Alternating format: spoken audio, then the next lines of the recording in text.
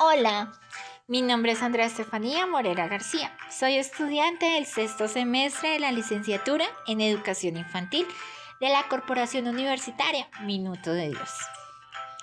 Sean todos y todas bienvenidos a este espacio en el que hablaremos de un tema fundamental para nuestra labor educativa, la inclusión en la primera infancia.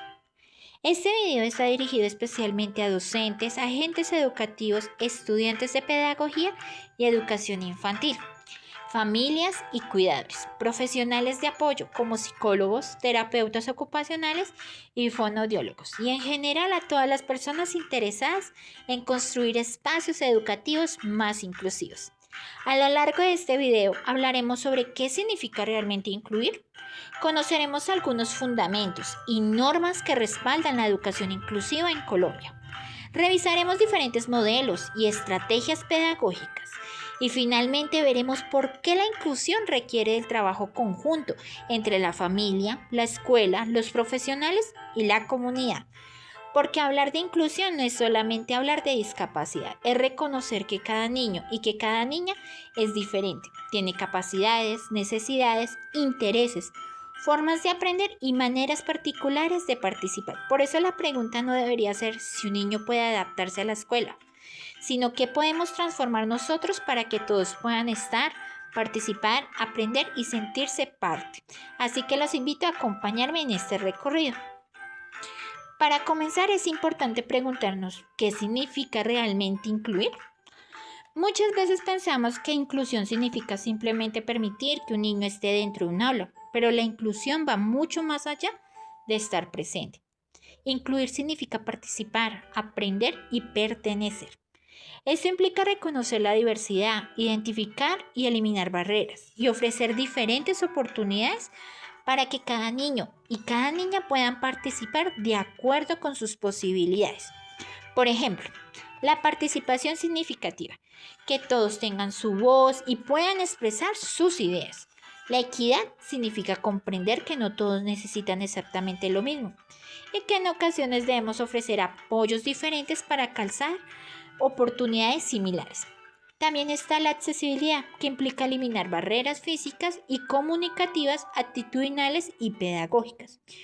Y algo muy importante es la comunicación y la expresión. Debemos permitir que los niños se comuniquen y se expresen mediante diferentes lenguajes, ya sea mediante palabras, gestos, imágenes, movimiento, arte, juego o sistemas de comunicación.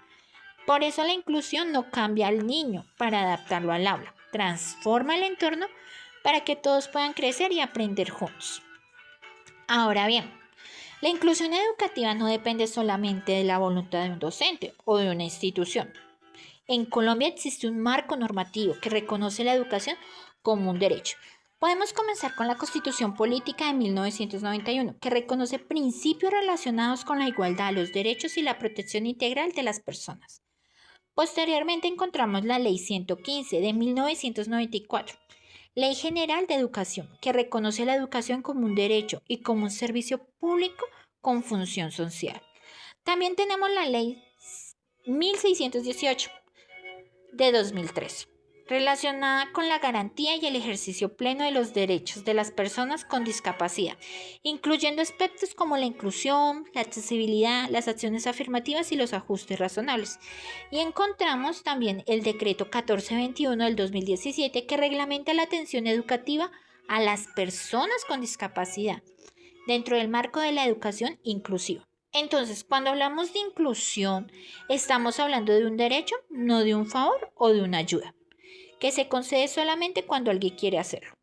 Esto nos lleva a una idea fundamental. La escuela no debería preguntarse si un niño merece estar allí, sino que necesita transformar para garantizar que pueda estar, participar, aprender y avanzar. Bueno, cuando hablamos de aulas inclusivas debemos comprender que nuestras aulas son diversas, únicas y valiosas.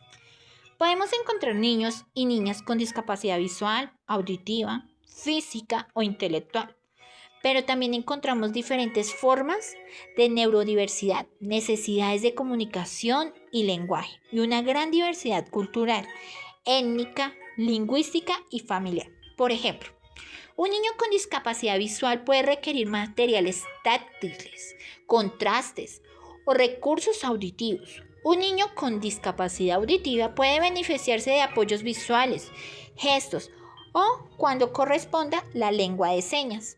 Un niño con discapacidad física puede necesitar espacios accesibles, materiales ubicados a su alcance y condiciones que favorezcan su autonomía. También hay niños que necesitan anticipación, rutinas claras, apoyos visuales o ambientes flexibles. Y no podemos olvidar la diversidad cultural y familiar. Cada niño trae consigo una historia, una lengua, unas tradiciones, unas experiencias y una familia. Todo esto también hace parte del aula. Por eso la condición de un niño no debería definir nuestras expectativas sobre él.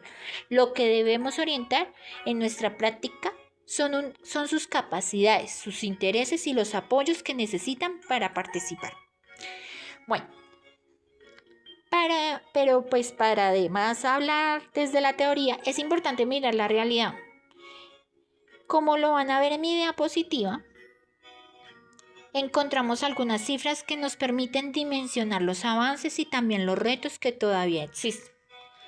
Por ejemplo, según los datos presentados del Ministerio de Educación Nacional y el CIMAN, en el 2023 más de 90.000 estudiantes con discapacidad están matriculados en el sistema educativo colombiano. También encontramos que más del 70% de las instituciones educativas oficiales reportan tener estudiantes con discapacidad de acuerdo con la información presentada de la encuesta de calidad en el año 2022. Estos datos son importantes porque muestran que la inclusión ya hace parte de muchas instituciones educativas y que cada vez hay más presencia de estudiantes con discapacidad dentro del sistema. Pero aquí debemos hacer una reflexión. Matricular a un estudiante no significa automáticamente incluirlo. El verdadero desafío está en garantizar que ese niño pueda permanecer, participar, aprender y desarrollarse. En la información presentada también encontramos diferentes tipos de discapacidad reportados y observamos que existen barreras relacionadas con la falta de formación docente, infraestructura poca, accesibilidad, recursos, materiales insuficientes y algo muy importante, actitudes y prácticas que pueden terminar siendo excluyentes. También aparece a veces más estudiantes participando, más instituciones comprometidas, docentes con mayor formación y políticas que respaldan la educación inclusiva. Entonces, ¿qué nos dicen las cifras? Nos dicen que hemos avanzado, pero todavía tenemos mucho por transformar. Y me gustaría quedarme con esta idea. Las cifras nos muestran realidades, pero las historias nos muestran personas. Detrás de cada número existe un niño o una niña con sueños, capacidades, emociones, una familia y muchas posibilidades por desarrollar. Para llevar a cabo la inclusión a la práctica encontramos dos herramientas muy importantes, que es el DUA y el PIA. El diseño universal para el aprendizaje DUA nos invita a planear desde el conocimiento y un comienzo teniendo en cuenta la diversidad. Es decir, debemos ofrecer diferentes formas de presentar la información, diferentes maneras de participar y expresar lo aprendido. Por ejemplo, si yo voy a enseñar un concepto, no tengo que explicarlo únicamente hablando. Puedo utilizar imágenes, objetos, sonidos, movimiento, cuentos o experiencias sensoriales o actividades prácticas. Por otro lado, encontramos el PIER, que es el Plan Individual de Ajuste Razonable, que permite identificar barreras, establecer apoyos y realizar los ajustes que necesita cada estudiante. Entonces podríamos decir que el DUA nos ayuda a diseñar experiencias pensando desde el principio en la diversidad, mientras que el PIER permite organizar apoyos y ajustes específicos cuando son necesarios. Y aquí aparece algo fundamental: los ajustes razonables no significan hacerle todo al niño, ni bajar las expectativas. Significan modificar aquello que sea necesario para que puedan participar y aprender. El proceso implica identificar barreras, planear apoyos, implementar los ajustes, acompañar y hacer seguimiento y finalmente evaluar y actualizar lo que sea necesario. En otras palabras, el DUA y PIER son herramientas para eliminar barreras y favorecer la participación, el aprendizaje y el desarrollo. Pero la inclusión no siempre puede quedarse ahí.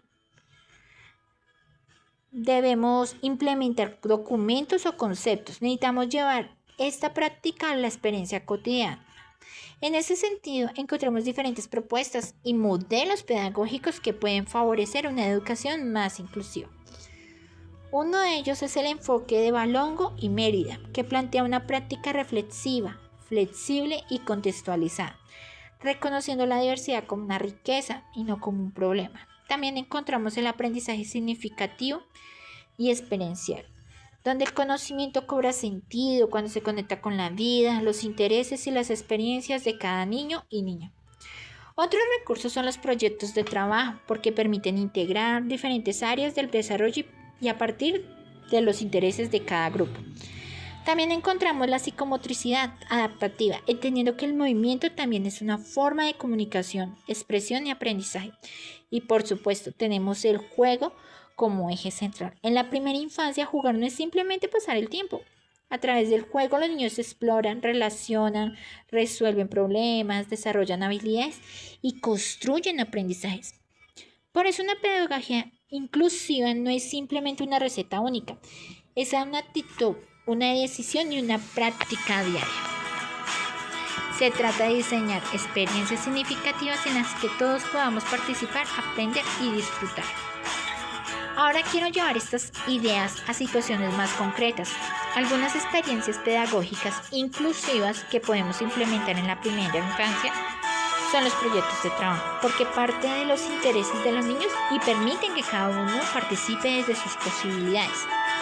También podemos realizar actividades de psicomotricidad adaptativa, ajustando espacios, materiales y movimientos. Podemos utilizar el juego y la exploración como estrategias fundamentales. También es importante crear ambientes accesibles y acogedores donde los espacios sean seguros y permitan la autonomía.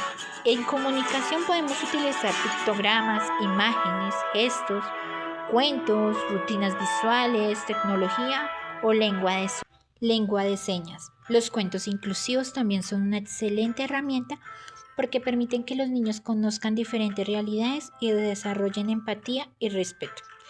La música, el movimiento, el arte y la expresión también nos permiten ofrecer otras maneras de comunicarnos y aprender. Y finalmente podemos utilizar materiales diversos y adaptados, teniendo en cuenta textura, tamaño, peso, color y otras características. Lo importante es comprender que no todos los niños tienen que hacer exactamente lo mismo, de la misma manera para estar aprendiendo. La inclusión consiste en diseñar experiencias que reconozcan, valoren y potencien lo mejor de cada niño y cada niña. Entonces llegamos a una pregunta muy importante. ¿Cómo llevamos todo esto al aula? La respuesta está en pequeñas acciones que puedan generar grandes cambios. Podemos utilizar pictogramas, agendas visuales para anticipar las actividades, facilitar la comprensión de las rutinas. Podemos utilizar diferentes formas de comunicación, incluyendo la lengua de señas, gestos, imágenes o sistemas aumentativos de comunicación cuando sean necesarios. También podemos utilizar el braille y materiales táctiles para favorecer el acceso al aprendizaje de niños y niñas con discapacidad visual. Es fundamental garantizar espacios accesibles donde todos puedan movilizarse, participar y desarrollar la autonomía. Podemos adaptar materiales teniendo en cuenta las características y necesidades de cada niño. También debemos darle un lugar muy importante al juego, la exploración, los cuentos, la música y el movimiento y el arte.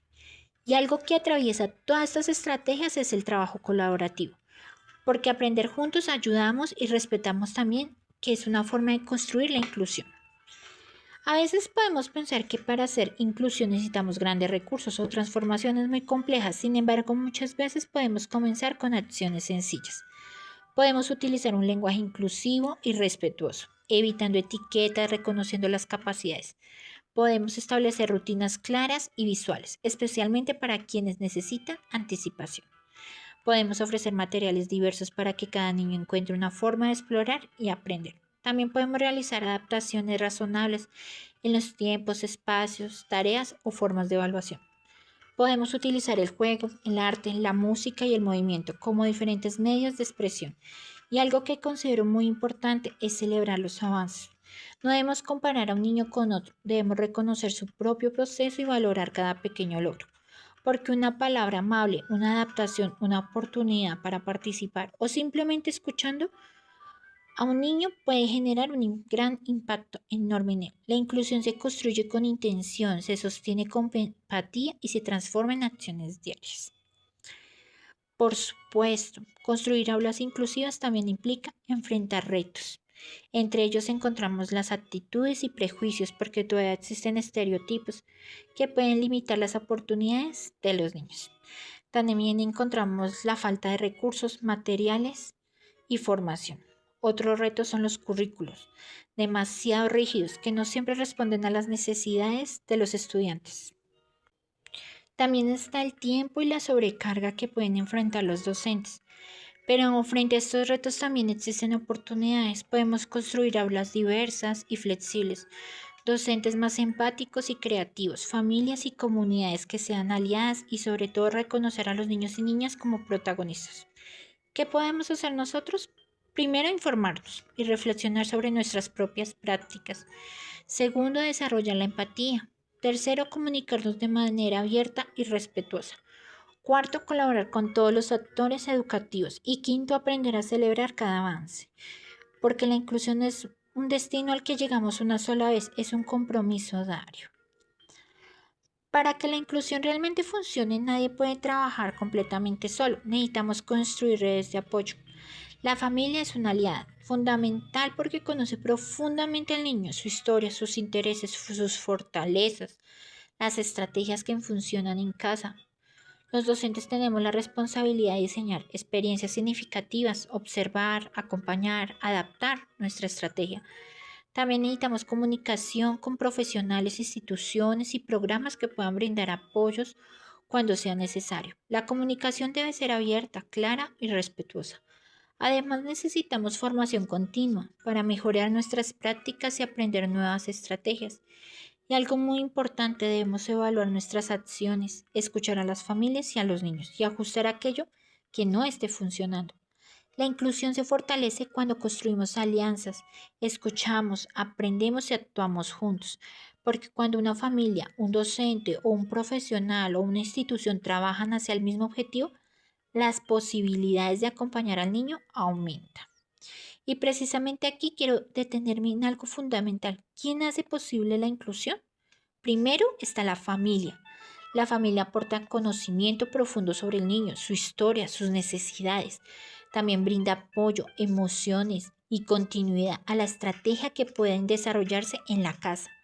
Después encontramos a los docentes, quienes somos mediadores del aprendizaje y guías del desarrollo. Diseñamos experiencias, observamos, acompañamos y adaptamos nuestras prácticas. También está el profesional de psicología que puede brindar el apoyo emocional y conductual, contribuir a la comprensión de procesos cognitivos y emocionales y orientar estrategias de convivencia e inclusión. La terapia ocupacional favorece la autonomía en las actividades cotidianas, trabajar habilidades motoras y sensoriales y apoyar la adaptación de entornos y materiales.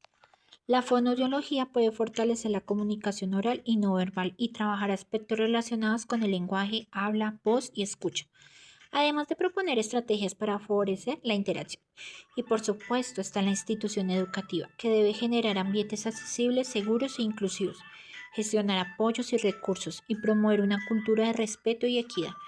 Entonces, cada profesional tiene un rol diferente, pero todos tenemos un objeto común: favorecer el bienestar, la participación y el desarrollo integral de cada niño y cada niña. La inclusión no es tarea de una sola persona, es un compromiso de todos.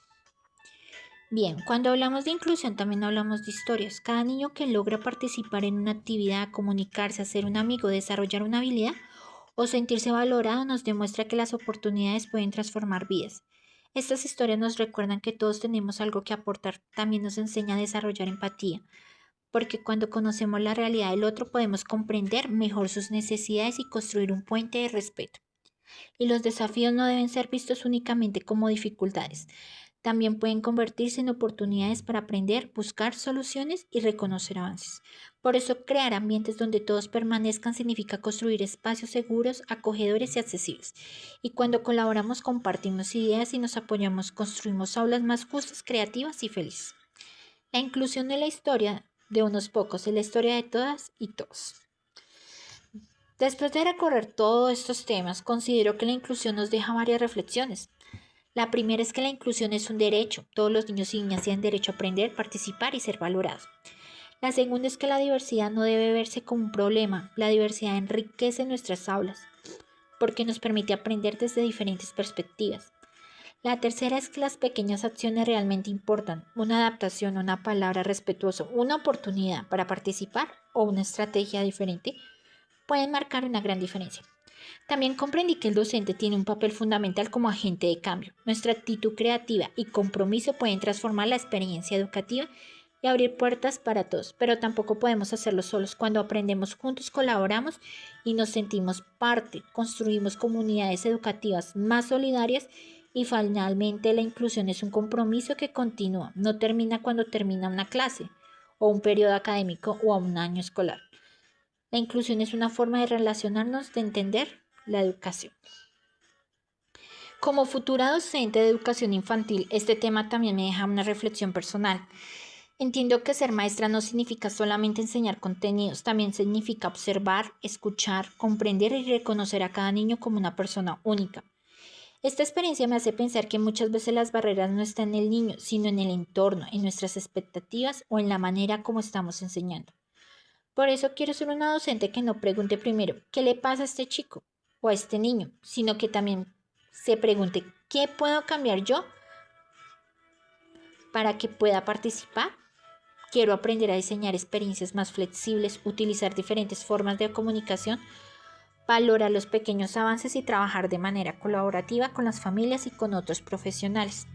También entiendo que no le voy a tener todas las respuestas, pero sí puedo tener la disposición para aprender, buscar apoyo y transformar mi práctica.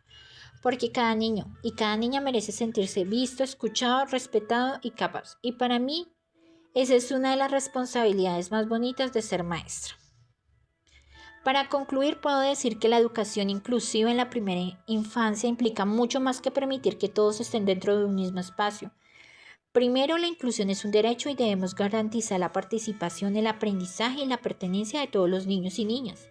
Segundo, la pedagogía inclusiva debe ser flexible y responder a la diversidad utilizando diferentes estrategias y formas de enseñar. Tercero, incluir implica reconocer y eliminar barreras, no intentar cambiar al niño para que se adapte a un sistema rígido. El cuarto, las herramientas como el DUA, el PEER y los ajustes razonables pueden ayudarnos a construir experiencias más accesibles y significativas. Y quinto, la inclusión solamente puede fortalecerse cuando existe colaboración entre familias, docentes, profesionales, instituciones y comunidades. Por eso, más que preguntarnos si todos los niños pueden aprender de la misma manera, debemos preguntarnos qué podemos hacer para que cada niño tenga la oportunidad de aprender de la mejor manera posible. Esta pregunta puede transformar nuestra forma de ver y de pensar y de enseñar. Para la elaboración de este video se realizó una revisión de los materiales académicos propuestos por la actividad y de fuentes relacionadas con educación inclusiva, normativa colombiana, modelos pedagógicos y estrategias para la primera infancia. Entre los referentes trabajados se encuentran los aportes de Balongo y Mérida relacionados con una práctica inclusiva, reflexiva y contextualizada. Los aportes sobre aprendizaje significativo y experiencial de la Costa y de los colaboradores, además de información del Ministerio de Educación Nacional, incluyendo datos del CIME y documentación relacionados con educación inclusiva. También se tuvieron en cuenta los referentes normativos de Colombia relacionados con la inclusión educativa, como la Constitución Política de 1991, la Ley 115 de 1994, la Ley 1618 del 2013 y el Decreto 1421 del 2017. Estas fuentes permitieron relacionar la teoría con la realidad y construir una mirada más amplia sobre la inclusión en la primera infancia. Y así llegamos al final de este hermoso recorrido. Espero que este video nos permita comprender que la inclusión no es solamente una estrategia educativa, sino una manera de mirar, reconocer y valorar a cada niño y cada niña. Porque incluir es escuchar, acompañar, adaptar, respetar y brindar oportunidades.